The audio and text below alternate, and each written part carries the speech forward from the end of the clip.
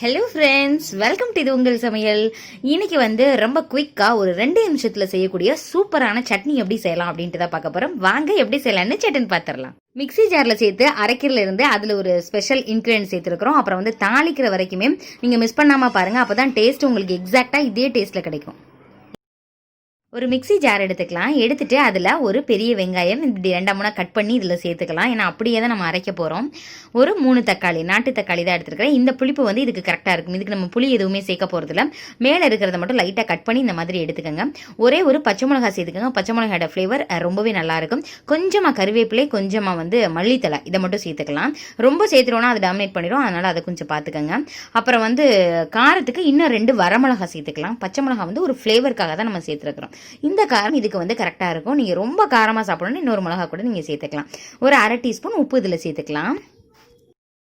நார்மலாக நம்ம இதே மாதிரி அரைச்சி அப்படியே தாளிச்சு விடுவோம். ஆனால் இதில் 1 டீஸ்பூன் வெள்ளை எள்ளு சேர்த்து பாருங்கள். டேஸ்ட்டு ரொம்பவே நல்லா இருக்கும். ஃப்ளேவரும் இருக்கும், திக்னஸும் இருக்கும். இந்த சட்னி 2லேருந்து 3 பேர் வரைக்கும் தாராளமாக சாப்பிடலாம்.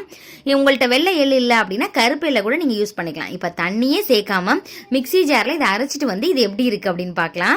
உங்களுக்கு ரா ஸ்மெல் பிடிக்கும் அப்படின்னா இதோட தாளிச்சு மட்டும் விட்டு அப்படியே சாப்பிட்டுக்கலாம். நல்லா தான் இருக்கும். நம்ம வெள்ளை பூண்டுலாம் சேர்க்கல இல்லையா, அதனால நல்லா தான் இருக்கும். இல்லைன்னா ஒரு 2 நிமிஷம் மட்டும் கொதிக்க விடணும். இட்லி தோசைக்கு சூப்பரான சட்னி ரெடி ஆயிடுச்சு. நீங்களும் இதே மாதிரி எள்ளு சேர்த்து நீங்கள் ட்ரை பண்ணி பாருங்கள். ரொம்பவே நல்லா இருக்கும்.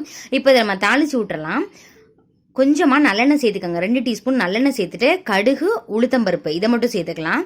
உங்களுக்கு சோம்போட ஃப்ளேவர் பிடிக்கும் அப்படின்னா நீங்கள் சோம்பு கூட சேர்த்துக்கலாம்.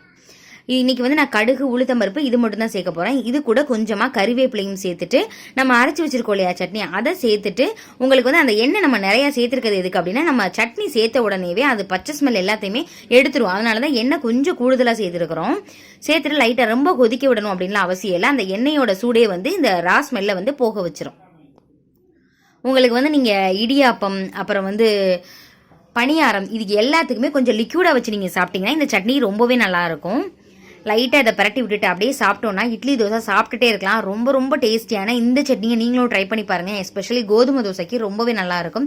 ட்ரை பண்ணி பார்த்துட்டு எப்படி இருந்துச்சு அப்படின்னு சொல்லிட்டு கமெண்ட் பண்ணுங்கள். உங்கள் ஃப்ரெண்ட்ஸ் அண்ட் ரிலேட்டிவ்ஸ் கூட ஷேர் பண்ணுங்கள். இந்த வீடியோ உங்களுக்கு பிடிச்சிருந்துச்சுன்னா மறக்காமல் இது உங்கள் சமையலுக்கு சப்ஸ்கிரைப் பண்ணுங்கள், லைக் பண்ணுங்கள், உங்களோட ஃப்ரெண்ட்ஸ் அண்ட் ரிலேட்டிவ்ஸ் கூட ஷேர் பண்ணுங்கள். ஓகே ஃப்ரெண்ட்ஸ், ஒரு இன்ட்ரெஸ்டிங்கான வீடியோவில் பார்க்கலாம். தேங்க்யூ, பாய்.